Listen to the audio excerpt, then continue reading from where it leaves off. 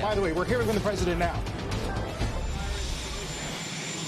he is now on the Fed. I'm going to call him in a few minutes from the helicopter. And he's a good man. Most of you know him. He's very talented. He'll have a big influence on this. When too late, getting his rates down, I guess. Who knows? You never know with too late, but he's done a lousy job. The rate should be much lower, much lower. But I've just signed his document and all of the papers, and Steve Miran is now on. Did you believe in the independence on the Federal Reserve? Ground offensive is now underway in Gaza City. Your reaction to it? So we're going to see what happens, because I hear Hamas is trying to use the old human shield deal, and if they do that, they're going to be in big trouble. They're going to be in big trouble. They put it out 2 days ago that they're going to use the hostages as human shields. That's something that hasn't done for a long time, you know? Let me tell you, if they do that, they're in big trouble. On the Federal Reserve, do you believe the Federal Reserve is an independent body? What do you think about the independence? Oh, it should be, but I think they should listen to smart people like me. I think I have a better instinct than him. If you look, all the economists got it wrong. I got it right, along with one other people out of 100. So they should listen to people that are smart. Nothing wrong with that. But they have to make their own choice. But they should listen. Did you speak to Prime Minister Netanyahu? No, I didn't.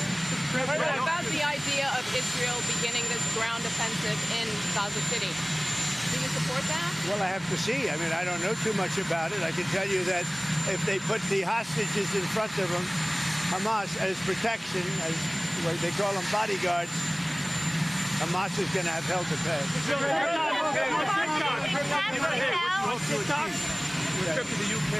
Your trip to the UK today, what do you hope to achieve? Well, my relationship is very good with the UK, and Charles, as you know, who's now king, is my friend. And it's the first time this has ever happened where somebody was honored twice, so it's a great honor.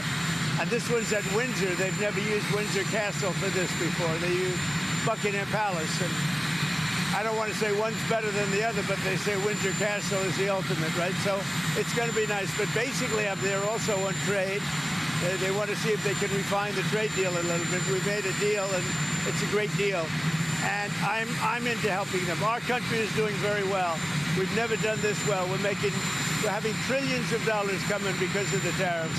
And they'd like to see if they could get a little bit better deal. So we'll talk to them. But primarily it's to be with Prince Charles and Camilla. They're friends of mine for a long time, long before he was king.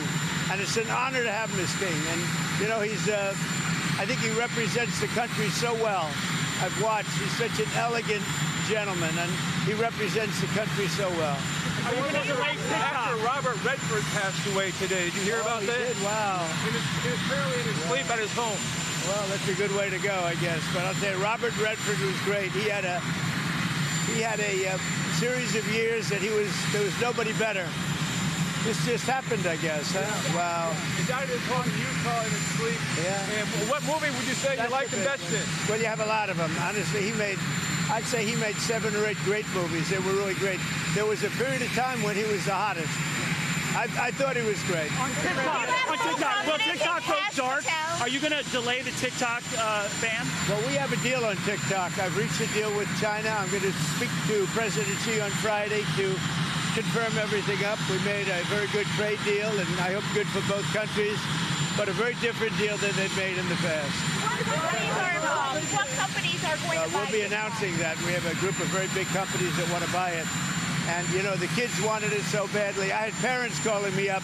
They don't want it for themselves. They want it for their kids. They say, if I don't get it done, they're in big trouble with their kids.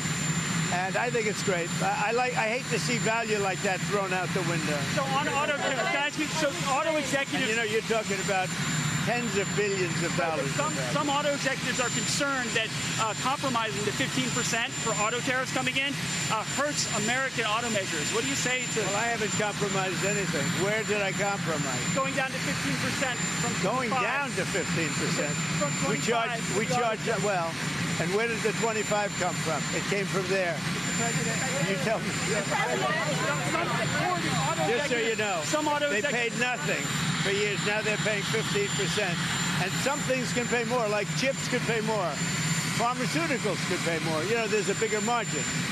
With a car, you have to make 15% before you make a profit. Pretty tough. So, but we had a good deal.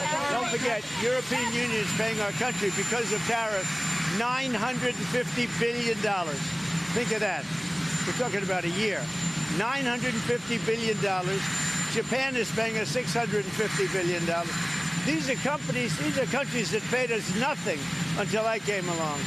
And China's paying us a tremendous tariff. You know what the tariff is, right? You know what the tariff they're paying is? What? Yeah, so it's 30% for the fentanyl as well as whatever for the 301. 20% for the fentanyl. But the overall is about 55%. Okay? That's as opposed to nothing. Would you say that's a difference? No, we have a big decision coming up, and if the Supreme Court rules the way hopefully they will, because, I mean, every legal expert said we win that case, but you still have to watch. And the Supreme Court's been terrific. I think they're very fair. All I want is fairness, and we win. But if we win the Supreme Court case, which is the finalization of tariffs, we will be by far the richest country anywhere in the world, and we'll be able to help our people more, and we'll be able to help other countries when we want to. But I will say, if we win that case, our country, you see what we've taken in just on a temporary basis.